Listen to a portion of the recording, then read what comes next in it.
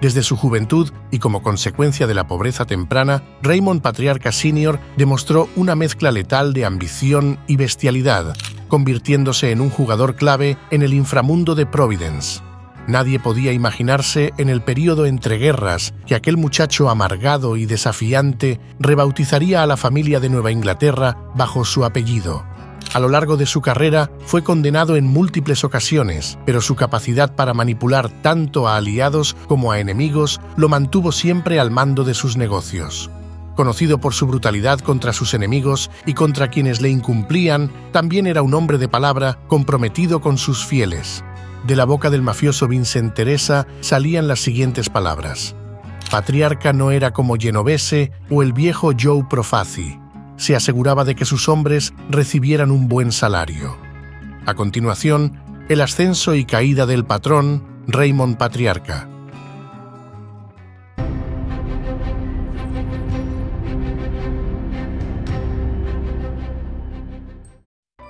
Raymond Loreda Salvatore Patriarca Sr., simplemente conocido como Raymond Patriarca, nació el 17 de marzo de 1908 en Worcester, Massachusetts. A inicios del siglo XX, aquella era una pequeña ciudad que se llenaba de humo y promesas. Las fábricas de textiles y maquinaria ofrecían trabajo a los italianos que llegaban soñando con una vida mejor. En realidad, buscaban paliar la pobreza y saciar el hambre. Entre el ruido de las máquinas y el silbido de los trenes, los inmigrantes se agrupaban en comunidades buscando en el rostro de un vecino el eco del país que habían dejado atrás. Muchos vivían hacinados en casuchas, con familias enteras apretadas en habitaciones diminutas, donde la esperanza compartía espacio con la desesperación. Por si fuera poco, el trabajo era inestable. Bastaba una crisis económica para que esos empleos, que ya pagaban miserias, desaparecieran del todo. Además, el rechazo de los locales no tardaba en aparecer. Las caras extrañas y los acentos extranjeros se encontraban con la desconfianza, y los italianos cargaban con la etiqueta de indeseados. En ese contexto, su padre, Eleuterio, había emigrado de Arce, un pequeño pueblo italiano, mientras que su madre, Mary Jane de Nubile, era una italoamericana. Teniendo tan solo 4 años Raymond, la familia patriarca se trasladó a Federal Hill, un barrio italiano en Providence, Rhode Island. Este cambio, aunque aparentemente trivial, fue el primer paso en la vida que moldearía a Raymond como uno de los criminales más poderosos de su tiempo. En aquellos tiempos, Rhode Island comenzó a tejer su propia red de crimen organizado bajo las garras del Providence Mob. Las calles, antes gobernadas por robos menores y peleas de barrio, se transformaban en un escenario más oscuro, donde las manos invisibles de la mafia comenzaban a controlar el pulso de la ciudad. Frank Morelli, un nombre que se escuchaba en los susurros de los callejones, emergió como uno de los protagonistas. Junto a sus hermanos, Morelli llevó al crimen de simple extorsión a un nivel mucho más sofisticado, diseñando golpes contra los vagones de carga y convirtiéndose en una amenaza para negocios locales y sindicatos. A pesar de que la mafia irlandesa dominaba en Boston, los Morelli no tardaron en forjar alianzas estratégicas con las familias criminales de Nueva York, buscando ampliar su influencia más allá de Rhode Island. Las apuestas ilegales y el control de las actividades laborales comenzaron a llenar los bolsillos del Providence Mob, mientras el resto de la sociedad observaba, a veces con miedo, a veces con complicidad. Mientras todo eso acontecía, a la temprana edad de 8 años, Raymond dejó la escuela. Ese muchacho, sumido en la pobreza, no tenía tiempo para estudios ni para la inocencia. En lugar de jugar, trabajaba como limpiabotas y botones, intentando aportar dinero a la familia. La supervivencia en las calles de Federal Hill era una lección que aprendió rápido, y cada moneda ganada era un pequeño triunfo en medio de tanta carestía. Pero lo que más absorbió Raymond en esos días no fue el brillo de los zapatos, sino las historias que escuchaba de los hombres que frecuentaban el bar de su padre. Eran hombres con pasados turbios, cargados de experiencias de dinero fácil, secretos para la justicia y negocios oscuros. Y antes de seguir, quiero presentarles un canal muy cercano a nuestra familia de Cruzada Hostil, Inframundo Criminal.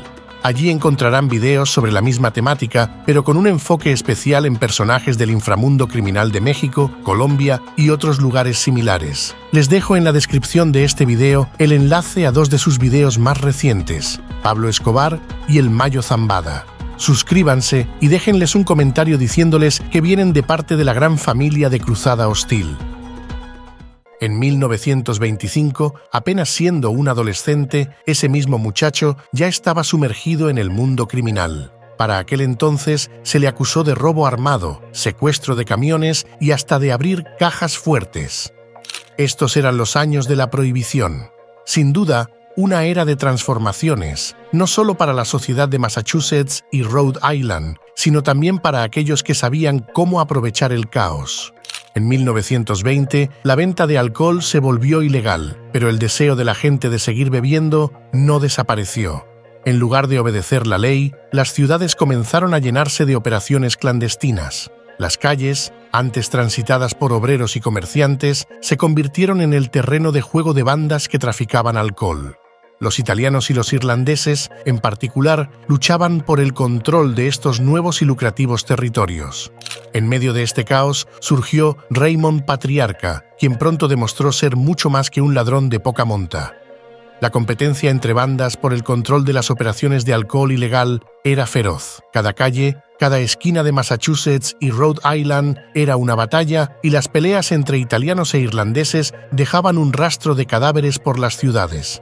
Las redadas policiales eran inútiles, las fuerzas del orden no podían competir con la red de corrupción que las mafias habían tejido. Y mientras las autoridades se debatían entre el cumplimiento de la ley y el soborno fácil, figuras como Raymond consolidaban su poder. La alianza entre las familias criminales de Providence y Boston en 1932 fue uno de los momentos clave en la ascensión de Patriarca.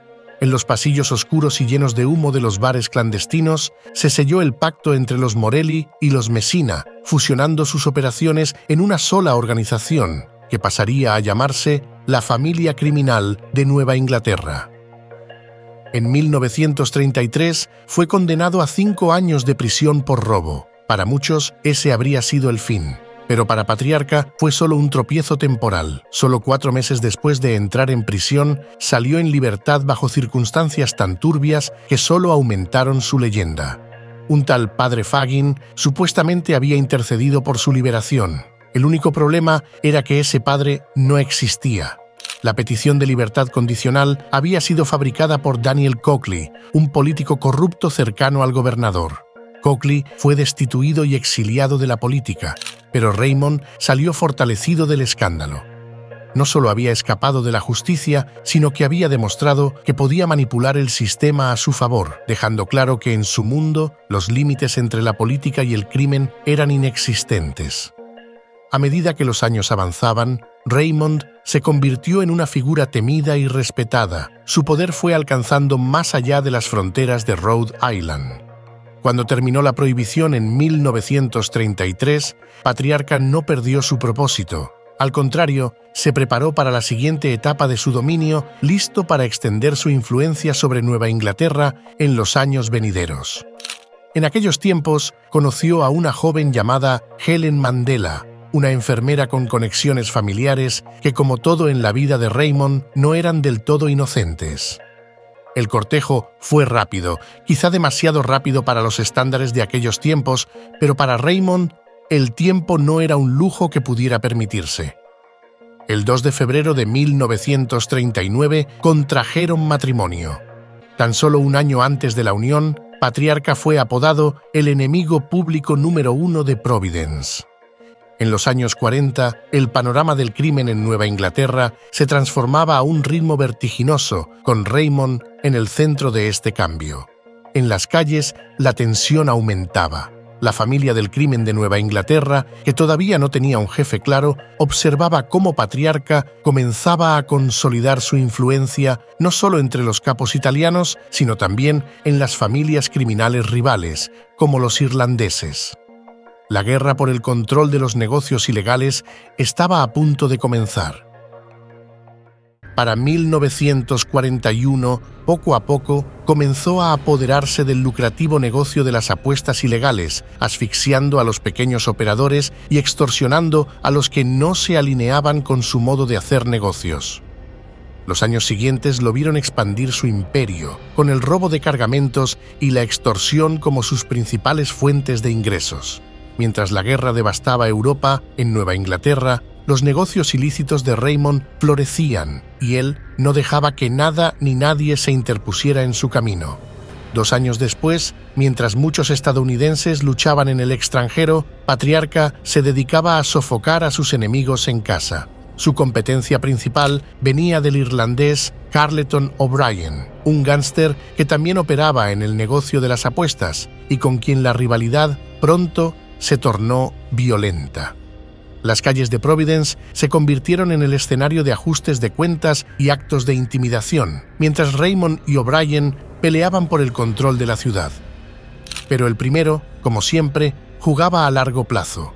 Para él, O'Brien no era más que otro obstáculo que debía ser eliminado, y su paciencia le permitiría hacer justamente eso, aunque ese ajuste de cuentas definitivo tendría que esperar unos años. Hacia el año 45, la guerra estaba terminando en Europa, pero en las calles de Nueva Inglaterra, la verdadera batalla apenas comenzaba. Raymond ya había consolidado su poder en Rhode Island y ahora estaba ampliando sus operaciones a Massachusetts y Connecticut, haciendo alianzas estratégicas con otras familias criminales italianas, especialmente las de Nueva York, lo que le otorgaba un poder sin precedentes en la región. Pero ese mismo año tuvo una alegría familiar. Nació su hijo Raymond Patriarca Jr. Era el heredero del imperio que su padre había construido con violencia y estrategia, y aunque todavía era solo un niño, ya estaba marcado para un destino que no podría evitar. El final de la década trajo consigo un cambio importante. A medida que su influencia crecía, Patriarca entendía que debía eliminar a O'Brien si quería asegurar su posición como el jefe supremo del crimen en Nueva Inglaterra. Era la década de 1950 y el imperio criminal de Philip Bucola, entonces jefe de la familia de Nueva Inglaterra, comenzó a desmoronarse bajo la presión de los cargos por evasión de impuestos. Mientras el gobierno de los Estados Unidos intensificaba su escrutinio sobre las actividades del crimen organizado, Bucola tomó una decisión que definiría el futuro del bajo mundo en Nueva Inglaterra. Huyó a Italia. Fue una retirada estratégica, no un acto de cobardía. Bucola sabía que la ley lo acechaba y que la prisión no era una opción en su lista de posibilidades. Sin embargo, antes de irse, aseguró la continuidad de su imperio. Raymond Patriarca fue el elegido para heredar las operaciones de Bucola. Este no fue un gesto de generosidad, sino un movimiento calculado. Patriarca, ya curtido en los negocios ilícitos, estaba más que preparado para tomar las riendas de los negocios del exiliado. Lo que muchos no comprendieron en ese momento fue que el poder no solo se transfiere con la violencia, sino también con el silencio y la astucia. Mientras Bucola disfrutaba de una vida más tranquila en Italia, lejos de las tensiones de los tribunales y los detectives, su heredero perfeccionaba su arte de la intimidación. Se dice que en una ocasión ordenó un ajuste de cuentas solo porque uno de sus hombres había sido demasiado amigable con un policía local. Esa era la lección que siempre impartía. La lealtad en su mundo no era opcional, era una exigencia de vida o muerte. Los años 50 se convirtieron en el periodo donde Raymond Patriarca no solo consolidó su poder, sino que también redefinió el concepto de lo que significaba ser un jefe de la mafia. A diferencia de su predecesor, él no se ocultaba de las autoridades en otro país. Se quedaba en el frente, en el centro del peligro, desafiando tanto a la ley como a sus enemigos. De esa manera, en 1954 se convirtió en jefe de la familia criminal de Nueva Inglaterra, que no tardaría en ser rebautizada como la familia criminal Patriarca. El 19 de mayo de 1952, el cuerpo de Carleton O'Brien quedó tendido en el suelo del patio de su casa, en Cranston. Había salido de su restaurante, el Burns Pullman Diner, sin sospechar que esa noche sería la última. 2 disparos de escopeta secos y precisos, bastaron para sellar su destino. Sabían a lo que venían y lo ejecutaron con la eficiencia de quienes hacen de la muerte su negocio. No pasó mucho tiempo antes de que las sospechas se cernieran sobre un nombre que resonaba en el bajo mundo: Raymond Patriarca. O'Brien, con su reticencia a ceder el control de las apuestas en Rhode Island, había provocado al hombre equivocado. Intentó jugar en su propio terreno, incluso instalando su propio sistema de cable para socavar las operaciones de su peligroso adversario. Era una declaración abierta de guerra. El FBI estaba a punto de interrogar a O'Brien por un robo y su asesinato no parecía una simple coincidencia. Los tiempos en los que un libro de apuestas independiente podía operar al margen del poder de Raymond habían terminado. Carlton O'Brien lo aprendió de la forma más brutal. Todos sabían que no fue una acción al azar. 2 años después de convertirse en jefe, tomó una decisión que cambiaría para siempre el panorama del crimen organizado en Nueva Inglaterra. Movió la sede de su imperio criminal a Providence, Rhode Island, su lugar de nacimiento. Para otros criminales se trataba de una ciudad pequeña, gris y aparentemente inofensiva, donde las fachadas de negocios legítimos como la National Cigarette Service Company y Coinomatic Distributors ocultaban un vasto entramado de actividades ilegales. Desde apuestas clandestinas hasta la prostitución, todo estaba bajo su control. No importaba si se trataba de una apuesta perdida en un garito oscuro o de un préstamo fraudulento. Patriarca siempre se aseguraba de obtener su parte. Su poder no residía solo en su habilidad para controlar negocios turbios, sino también en la manera en que gestionaba la violencia. Su reputación estaba manchada de rumores que parecían sacados de una tragedia griega, pero en este caso la sangre derramada no era una cuestión de fatalidad divina, sino de decisiones calculadas. Como aquella vez en que, según se dice, ordenó que un anciano mafioso asesinara a su propio hijo para pagar las consecuencias de un negocio fallido. El padre suplicó, lloró, pero el deber lo llamaba y en el mundo de ese jefe en particular, los sentimientos no tenían cabida. Fue solo tras la intervención de Henry Tameleo, su leal subjefe, que la vida del joven fue perdonada, aunque el castigo para el padre fue tan devastador como la muerte. El exilio absoluto, una condena a vivir en la periferia de un mundo que ya no le pertenecía. Los hombres de Patriarca sabían que su lealtad debía ser incuestionable y su capacidad para castigar a aquellos que no cumplían sus expectativas era temida. Cuando las autoridades confiscaron un cargamento de cigarrillos robados que él mismo había financiado, exigió que sus hombres le devolvieran hasta el último centavo, $22,000 que debían salir de sus propios bolsillos. No importaba que fuera un golpe causado por las fuerzas federales. Él no creía en la mala suerte ni en las excusas. El fallo tenía responsables y estos pagarían. El apodo que se ganó, el patrón de Nueva Inglaterra, no era solo una referencia simbólica, era una descripción literal de su poder. El control de Patriarca sobre su organización no era solo físico, también era psicológico. A su alrededor, cada hombre sabía que sus propios movimientos estaban siendo vigilados. Las traiciones eran castigadas de forma ejemplar y si alguien caía en desgracia, la retribución no se hacía esperar. Su propio hermano, al parecer, descubrió esto de la manera más cruda. Se rumorea que las autoridades habían intervenido la oficina del jefe de Nueva Inglaterra instalando dispositivos de escucha. Esa intromisión debía haberse detectado y su hermano, siendo parte de su círculo cercano, tenía la responsabilidad de haber advertido a Raymond. No lo hizo, o al menos eso se creía, y su destino quedó sellado.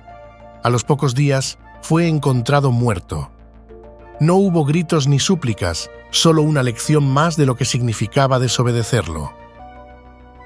El crecimiento de su infame poder fue tan imparable como inevitable. Para 1957 ya había consolidado alianzas con las familias mafiosas de Nueva York, particularmente con la familia Genovese, lo que le permitió asegurarse un asiento en la comisión de la mafia. Fue a la reunión de Apalachín, el célebre encuentro mafioso que sería interrumpido por la policía, y aunque la mayoría de los presentes fueron arrestados, la figura de Patriarca solo se engrandeció. Había sobrevivido a la atención mediática y a los investigadores federales, y su influencia seguía creciendo, mientras que su sombra se alargaba sobre todo Nueva Inglaterra. En los siguientes años expandió su red a nuevas áreas del crimen. La pornografía y el narcotráfico comenzaron a ser parte de su imperio, aunque en su círculo íntimo se decía que tenía una regla inquebrantable: las drogas no podían circular entre los suyos. Pero como siempre, esa regla era solo aplicable hasta que dejaría de ser conveniente. La historia del crimen organizado está repleta de juramentos rotos y promesas olvidadas, y la historia de Raymond no fue la excepción. Pero no todo eran ilegalidades. Invirtió en negocios legítimos, desde restaurantes y bares hasta pistas de carreras, incluso asociándose con la leyenda musical Frank Sinatra en los Berkshires. En Las Vegas, su parte del Hotel Dunes se convirtió en un símbolo de su influencia. A pesar de su poder, el hombre no se rodeaba de lujos. A lo largo de los años 60, su influencia creció como los tentáculos de un pulpo que se extendían por todo Rhode Island y Massachusetts. Los dueños de negocios sabían que, si querían seguir operando, debían pagarle un tributo. Si alguno se atrevía a negarse, recibía una rápida lección de lo que significaba desafiar a la mafia. Las amenazas no eran palabras vacías, y muchos aprendieron la lección a través de puños y balas. El poder del patrón no se limitaba a las máquinas expendedoras. El juego ilegal era otro de sus dominios. Su red de apuestas se extendía por toda Nueva Inglaterra, generando millones de dólares en ingresos cada año. A pesar de su poder, el hombre no se rodeaba de lujos extravagantes. Despreciaba la necesidad de guardaespaldas o choferes. Caminaba por las calles como un rey, infundiendo temor en los corazones de quienes sabían que su mirada era más letal que cualquier arma. Nadie podía actuar en su territorio sin pagar el precio, y aquellos que se atrevieron a desafiarlo, como Bernie McLaughlin, líder de la pandilla Charlestown Mob, pagaron el precio máximo. La competencia por el negocio del préstamo usurero y otras actividades ilícitas generó una tensión palpable. Cada bando buscando eliminar al otro para mantener su dominio. A principios de 1965, después de una serie de incidentes violentos, Patriarca decidió que era el momento de actuar. Con la determinación de no ceder terreno, alineó sus fuerzas con Buddy McLean y la Winter Hill Gang, formando un frente unido contra los McLaughlins. Este movimiento fue dictado por la presión financiera que la guerra de pandillas había impuesto a ambos lados, obligando a los miembros a esconderse y desestabilizando sus operaciones. La violencia alcanzó su punto álgido con un torrente de asesinatos que manchó las calles, dejando más de 60 muertos para 1969. La derrota de los McLaughlin no solo fue un golpe mortal, sino un claro mensaje. El poder de Patriarca no conocía límites y el miedo dominaba la escena criminal. Pero en 1966 las cosas comenzaron a torcerse para el poderoso protagonista de esta historia. Willie Marfeo, un corredor de apuestas que se negó a pagarle tributo, cometió el error fatal de subestimarlo. Marfeo creyó que podía operar sin el permiso de Raymond y por ello pagó el precio definitivo: su vida. La ejecución de Marfeo fue rápida y brutal, una clara advertencia a cualquiera que pensara seguir sus pasos. El patrón, supuestamente, ordenó el asesinato del hermano menor de Willie, Rudy Marfeo, y su cómplice, Anthony Melley. Según, ambos intentaron vengar el asesinato de Willie y extorsionar a corredores de apuestas y usureros que pertenecían a la familia criminal Patriarca. Sin embargo, lo que Raymond no previó fue el revuelo mediático que semejante coyuntura desataría, atrayendo una atención no deseada por parte de las autoridades. A medida que la presión aumentaba, la situación empeoró aún más en 1967, cuando uno de sus más leales soldados, Joe Barboza, fue arrestado. Barboza, apodado el Animal por su brutalidad, era uno de los sicarios más temidos de la familia Patriarca. Pero cuando enfrentó una sentencia larga, su lealtad se desvaneció. Decidió traicionar a su antiguo jefe y comenzó a hablar con las autoridades. Cada palabra que salía de la boca de Barboza era una daga en la espalda de él, quien hasta ese momento se había mantenido invulnerable ante la ley. Raymond enfrentaba en marzo de 1970 el inevitable juicio que había eludido por años. El asesinato de Willie Marfeo y Anthony Melley se había convertido en la pieza central de las acusaciones, y a pesar de su poder, el capo sabía que las paredes se le estaban cerrando. Además de Barboza, el gobierno tenía un as bajo la manga: John Kelly, un asesino a sueldo cuyo testimonio cambiaría el rumbo de los eventos.